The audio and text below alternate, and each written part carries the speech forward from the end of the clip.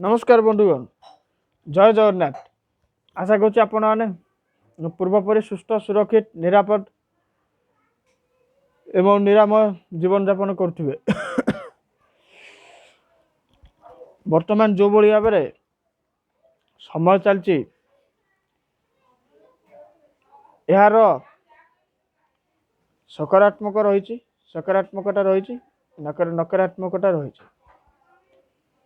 एवं ए समयटा ही यही भाव में एमती जे मनुष्य जाति गोटे उचित शिक्षा दे विभिन्न क्षेत्र में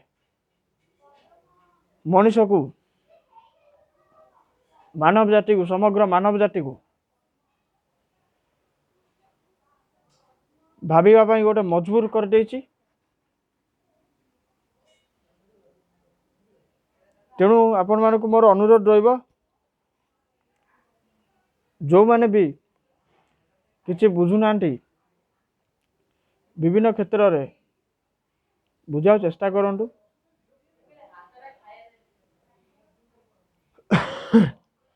एवं बहुत दिन विगत किछि दिन व्यवधान पर माझे वीडियो जरिया रे प्रत्यावर्तन करिछि। आज वीडियोटी जारी करुच्ची। मोर गोटे बंधु गतकाली तार गोटे व्हाट्सएप रे स्टेटस देखिली। सी से लिखिथिला जे आजिकाली का दुनिया रे बिना स्वार्थ रे कई क्या सहायता करंतु नहीं। सॉरी क्षमा करिए, सहायता करंतु नहीं। ना नवाक चाहिए से सांगटी मोर गोटे बेस्ट फ्रेंड एवं से मत गोटे आउ गोटे जिनस देखी खुशी लगे जी भी एमती माने करुचंती सहित सेपरी जदि जी भी एपरी व्यवहार करिचंती से ना न नहीं मध्य कहिछि तले से ना मध्य नहीं नहीं एइतिर जेपरी करिचंती से भाविया कथा धरी से स्टेटस रे आपण ना भी नहीं जाइथांदा आपण को सीधा सड़क भाव में लज्जित बोध करते से भाया पिला बोली से नेलानी। आ सत कथा है बहुत कम लोक अच्छा ए दुनिया रे जो निजर बिना निजस्व बिना स्वार्थ अन्यमानक आगे आसती। ए दुनिया रे आउ गोटे जिनस मुझे कही रखा चाहिए 100 रु 100 शतकड़ा प्रतिशत रु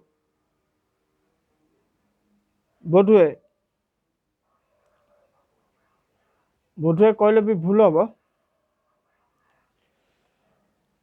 90% लोक 90% लोक अन्यर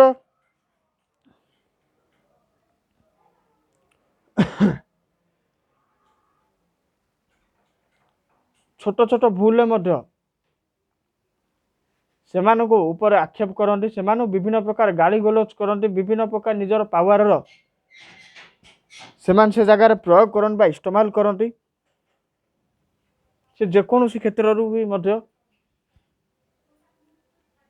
भारी व्यथित लगे।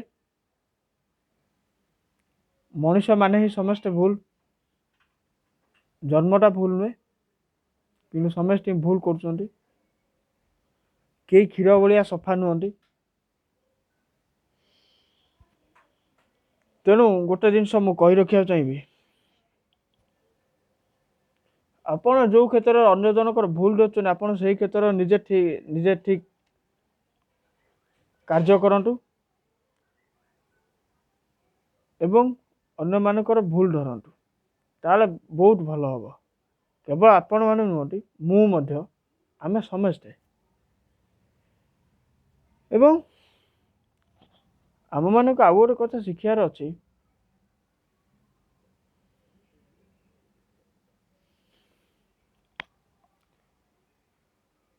ଯେ ଆମେମାନେ ବେଳେବେଳେ କହିଦେଉ ଏ ଦୁନିଆ ହେଉଛି ସ୍ୱାର୍ଥପର, କିନ୍ତୁ ଏ ଦୁନିଆ ସ୍ୱାର୍ଥପର ହେବା ପଛରେ ଆମେ ହିଁ ଦାୟୀ। ଥରେ ଟିକେ ଚିନ୍ତା କଲେ ଆପଣମାନେ ଏ ବିଷୟରେ ବିସ୍ତୃତ ଭାବରେ ଜାଣିପାରିବେ।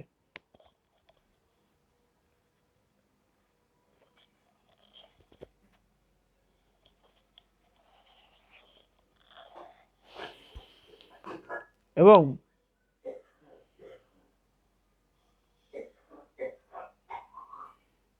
ଆଜି ମୁଁ ଆଉ ଗୋଟେ ଜିନିଷ ଅନୁଭବ କଲି, ଏବଂ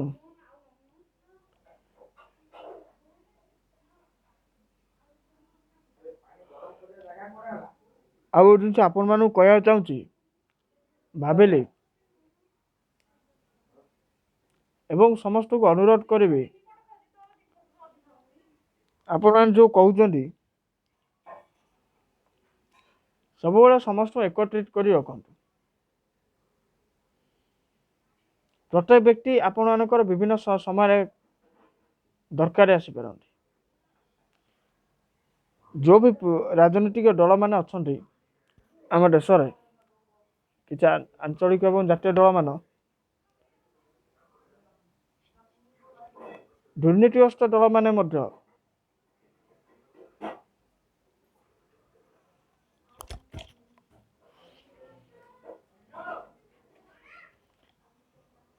ପ୍ରତ୍ୟେକ ରାଜନୈତିକ ଦଳ କେବଳ ଦୁର୍ନୀତିଗ୍ରସ୍ତ ଦଳ ନୁହେଁ, ଆଉ କିଛି ଦଳ ଯେମିତି ଭାରତୀୟ ଜନତା ପାର୍ଟି,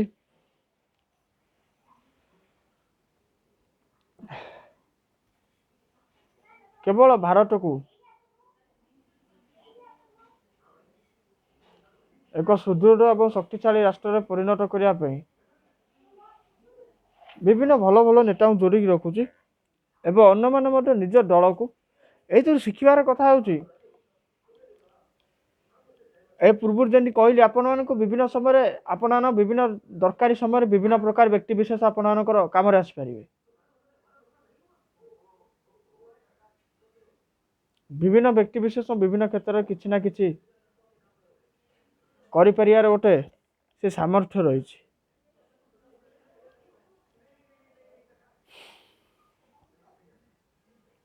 ଏବଂ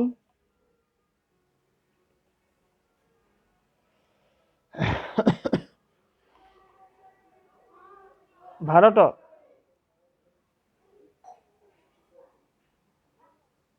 ହେଉଛି ଏକ ଶାନ୍ତିପ୍ରିୟ ରାଷ୍ଟ୍ର। ତେଣୁ ଏଇ ଯେଉଁ ରାଜନୈତିକ ଦଳମାନେ ଯେପରି ଭାବରେ ରାଜନୈତିକ ଦଳମାନେ ପ୍ରକୃତରେ ଉତ୍ତରଦାୟୀ, ରାଜନୈତିକ ଦଳ ଯେତେ ବି ଅଛନ୍ତି, ଯେଉଁ ବି ଦଳ ହୁଅନ୍ତୁ ନା କି, ପ୍ରକୃତରେ ଉତ୍ତରଦାୟୀ ଗଣତନ୍ତ୍ର ଆଗରେ ବିଭିନ୍ନ କ୍ଷେତ୍ରରେ। ବର୍ତ୍ତମାନ ଗୋଟିଏ କ୍ଷେତ୍ର କଥା ମୁଁ ଆଲୋଚନା କରିବି, ବନ୍ଧୁ ବ୍ୟକ୍ତି ଏ ବିଷୟରେ କରୁଛି,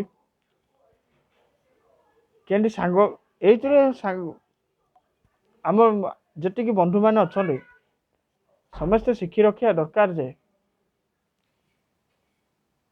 ନିଜର ଗୋଟେ ଲକ୍ଷ୍ୟ ରଖନ୍ତୁ, ଗୋଟେ ନକାରାତ୍ମକ ନୁହେଁ ସକାରାତ୍ମକ ଲକ୍ଷ୍ୟ ରଖନ୍ତୁ। ଯିଏ ରଖୁଛନ୍ତି ସେମାନେ ରଖୁଥାନ୍ତୁ, କିଛି ନାହିଁ। ଅନ୍ୟ ରାଜନୈତିକ ଦଳମାନେ ତ ରଖୁଛନ୍ତି ତାଙ୍କର, ମୁଁ ଜଣେ ଭୋଟର ହିସାବରେ କହି ପାର୍ଟି ଆଜି ଅଛି କାଲି ନଥିବ।